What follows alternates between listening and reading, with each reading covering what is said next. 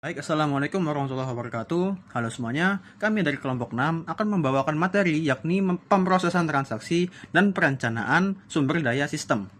Dari kelompok 6, saya Danis Aisy Rizky dengan NPM Mahir 202, Nadia Nurholila 386, Muhammad Fikri Raka 250, Raihan Rafif R dengan NPM Mahir 274, Ardana Reswara Putra Avandi 393. Baik, kita masuk ke materi pertama, yakni pemrosesan transaksi. Terdapat 4 langkah pertama, langkah utama dalam pemrosesan transaksi, yakni entry data, yang kedua menyimpan data, yang ketiga memproses data, dan yang keempat output informasi. Langkah pertama dalam pemrosesan transaksi adalah entry data. Entry data sendiri dibagi menjadi 3 langkah, yakni input data ke dalam sistem, yang kedua memasukkan data terinput akurat, yang ketiga, memastikan data yang terinput sudah menaati kebijakan yang berlaku, baik kebijakan perusahaan ataupun kebijakan dari negara itu sendiri. Nah, sebagai tambahan, input data ke dalam sistem merupakan suatu pemasukan data yang awalnya dari kertas yang berisikan berbagai aktivitas perusahaan ke dalam sistem. Baik, langkah kedua dalam pemrosesan transaksi adalah dengan menyimpan data. Terdapat 2 komponen penting yang dapat digunakan untuk menyimpan data, yaitu buku besar dan juga jurnal.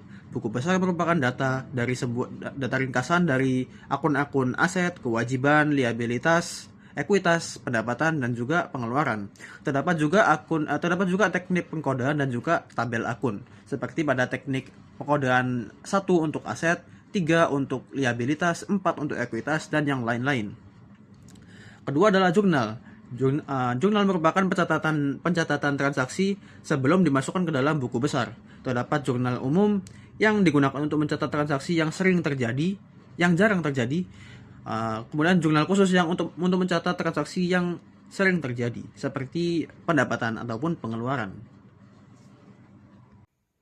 Selain menggunakan buku besar dan jurnal, bisa menggunakan yaitu jejak audit. Jejak audit adalah jalur yang dapat ditelusuri dari suatu transaksi melalui sistem pengolahan data dari titik asal ke keluaran akhir. Ini digunakan untuk memeriksa keakuratan dan validitas posting buku besar. Nah, selanjutnya juga bisa menggunakan penyimpanan berbasis komputer. Suatu entitas adalah sesuatu yang informasinya disimpan seperti karyawan, barang inventaris, dan pelanggan. Setiap entitas memiliki atribut atau karakteristik yang menarik yang disimpan, seperti tingkat gaji dan alamat. Nah, setelah menyimpan data, pastinya data tidak akan dibiarkan begitu saja. Di slide ini, saya akan menjelaskan mengenai proses pengolahan data. Nah, proses pengolahan data ini, aktivitasnya disebut CRUD, yaitu Create, Read, Update, and Delete. Nah, yang pertama, ada Create atau membuat. Nah, di sini data akan dibuat catatan baru, seperti menambahkan karyawan yang baru direkrut ke dalam sebuah basis data penggajian. Lalu yang kedua ada membaca, yaitu mengambil atau melihat data yang sudah ada. Lalu ada update atau memperbarui. Nah, memperbarui ini data yang sudah tersimpan sebelumnya, maka akan diperbarui datanya untuk dicocokkan pada sebuah laporan keuangan. Lalu yang keempat ada menghapus data. Nah, seperti membersihkan file dari master vendor yang tidak akan lagi digunakan oleh perusahaan yang berbisnis dengan vendor tersebut. Pembaruan ini dilakukan secara berkala, yaitu terdapat 3 metode utama dalam pemrosesan data. Yang pertama ada pemrosesan batch, yaitu transaksi dikumpulkan terlebih dahulu, lalu diproses secara berkala, baik itu secara harian atau mingguan. Nah, metode ini tuh lebih hemat biaya, tetapi informasinya tidak selalu update atau baru. Biasanya digunakan dalam sistem seperti penggajian. Lalu yang kedua ada pemrosesan waktu nyata atau real time processing. Nah, Data ini diproses langsung saat transaksi terjadi, sehingga informasi tersebut selalu update dan lebih akurat. Nah, metode ini digunakan untuk meningkatkan kualitas pengambilan keputusan dan memberikan keunggulan kompetitif. Lalu yang ketiga ada pemrosesan batch online, yaitu di mana merupakan gabungan dari keduanya. Ketika transaksi dimasukkan saat terjadi, tetapi pemrosesannya dilakukan secara batch gitu.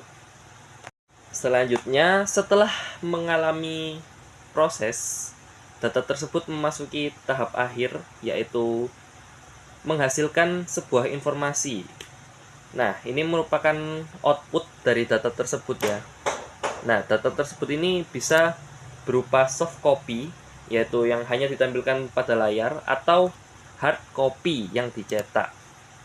Nah, seperti yang dijelaskan pada PPT, output tersebut dapat berupa laporan keuangan, baik itu laporan laba rugi, perubahan modal, ataupun laporan posisi keuangan.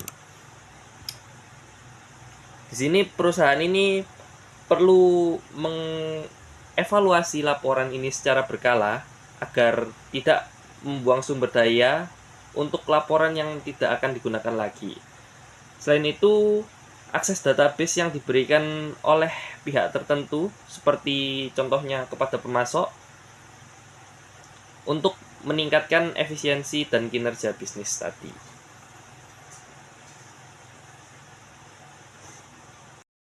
Blockchain adalah distributed ledger yang mencatat transaksi dalam blok yang berantai. Tiap blok berisi data transaksi, timestamp, dan hash dalam blok sebelumnya. Urutan proses dalam blockchain. Yang pertama, kita menginput transaksi. Yang kedua, kita memverifikasi atas transaksi tersebut. Yang ketiga adalah pembentukan blok. Yang keempat, kita memvalidasi atas blok tersebut.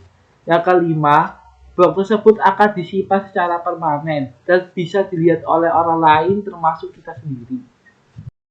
Dalam penggunaan blockchain ada keunggulan dan tantangannya. Untuk keunggulan dari blockchain adalah transparansi, keamanan tinggi, dan mulai perantara. Karena sifat Bitcoin adalah desentralisasi, maka kita tidak perlu pihak ketiga dan dapat diverifikasi oleh semua pihak. Jadi tidak ada kecurangan dalam menginput transaksi dan muncul adanya transparansi dalam keuangan, laporan keuangan. Untuk tantangannya adalah skalabilitas, regulasi, dan integrasi dengan sistem akuntansi.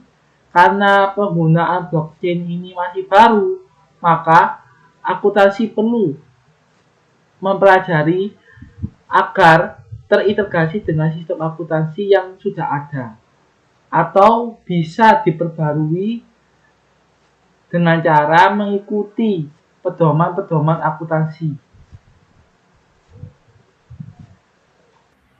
Lalu ada sistem perencanaan sumber daya perusahaan.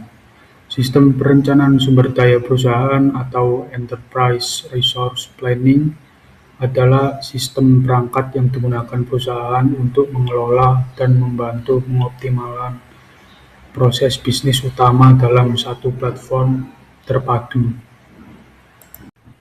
Baik, berikut fungsi dari sistem perencanaan sumber daya perusahaan. Pertama ada integrasi data, kedua ada otomatisasi proses, ketiga ada pelaporan dan analisis, yang keempat ada kontrol dan kepatuhan. Lalu di sini ada modul-modul dalam sistem ERP. Yang pertama ada modul keuangan dan akuntansi. Yang kedua ada modul sumber daya manusia. Yang ketiga ada sumber manufaktur. Yang keempat ada modul manajemen persediaan. Yang kelima ada modul supply chain management. Yang keenam ada modul penjualan. Baik, sekian pemaparan dari kelompok kami mengenai pemrosesan transaksi dan perencanaan sumber daya sistem. Mohon maaf bila ada kesalahan dan terima kasih telah mendengarkan hingga akhir. Sekian dari kelompok kami. Wassalamualaikum warahmatullahi wabarakatuh.